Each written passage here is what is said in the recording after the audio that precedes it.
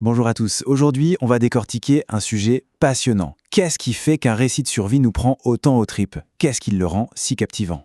Vous savez, il y a une vraie différence entre une histoire qu'on écoute d'une oreille et une histoire qui nous marque, qu'on ressent vraiment au plus profond de nous.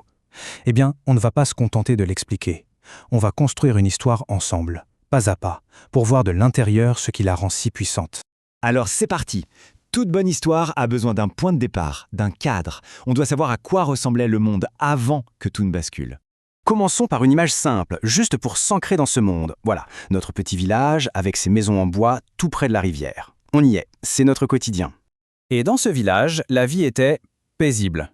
Ça peut sembler être un détail, mais en fait c'est absolument crucial. C'est le fameux calme avant la tempête.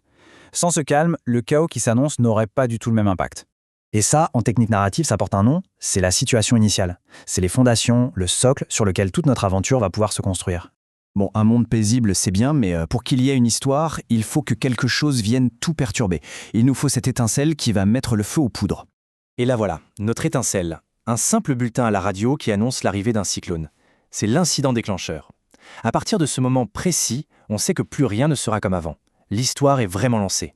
Cet événement, c'est ce qu'on appelle la complication. Son rôle, il est simple mais essentiel. Créer de la tension, faire monter la pression. Et ce qui est fascinant, c'est que cette tension n'est pas unidimensionnelle. Non, elle se joue à 3 niveaux en même temps. Il y a la tension psychologique, ce qui se passe dans la tête, la tension physique, comment le corps réagit, et la tension dramatique, c'est-à-dire les enjeux. C'est ce trio qui nous accroche complètement. Alors, maintenant que cette tension est bien installée, voyons comment elle grimpe en flèche. L'alerte à la radio, ce n'était que le début. Là, on entre dans le vif de la crise. Et voilà comment ça se matérialise. La marée monte, les arbres plient, et plus d'électricité. Le noir complet, juste le bruit terrifiant du vent. On n'est plus dans une menace lointaine. Le danger est là, il est palpable. Mais alors la peur, la vraie, comment on la transmet dans une histoire? Pour qu'on la ressente nous aussi, il faut puiser dans des réactions humaines très concrètes, très authentiques. Et c'est tout un cocktail. Physiquement, le cœur s'emballe, la respiration se bloque, on tremble. Et psychologiquement, c'est le chaos.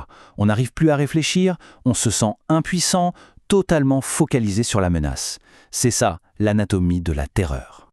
On pense souvent au combat ou à la fuite. Mais il y a une troisième réaction, toute aussi instinctive et souvent oubliée. La paralysie, la sidération. Ce moment où le corps se fige, incapable de bouger. C'est un mécanisme de survie tout aussi puissant. Du coup, pour nous faire vivre tout ça, la clé, c'est l'immersion. Il faut que l'expérience paraisse réelle. Et pour ça, rien de tel que de faire appel à nos sens. Reprenons notre histoire. À l'intérieur, la mère fait chauffer de la soupe sur un éréchaud. Ce détail est incroyablement puissant. Ce simple repas, c'est un symbole de chaleur, de force, d'humanité au milieu du chaos. C'est le fameux « montrer, ne pas dire ». Et c'est là que les 5 sens entrent en jeu. La vue avec l'obscurité, l'ouïe avec ce vent terrifiant, le toucher avec la chaleur de la soupe, et même l'odorat et le goût. En activant tous les sens, la scène devient une expérience complète, totalement immersive. Parce qu'une histoire qui nous marque, ce n'est jamais juste une question d'image. C'est aussi ce bruit assourdissant du vent, cette puissance de la nature qui nous dépasse complètement. Et puis, au milieu de tout ça, la simple chaleur d'une soupe qui devient un îlot de sécurité, un symbole de résistance.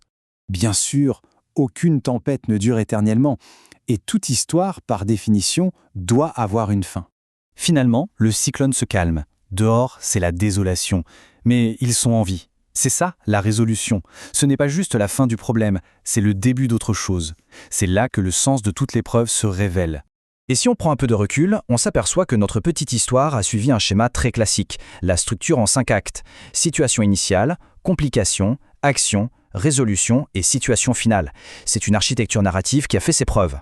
Au fond, ce que ces récits nous apprennent, c'est que survivre, ce n'est pas seulement une question de force. C'est aussi une affaire d'espoir et d'entraide. Et c'est ce qui rend une histoire vraiment inoubliable. Ça amène à se demander quelle est l'histoire de survie, réelle ou imaginaire, qui nous en a le plus appris sur la résilience humaine.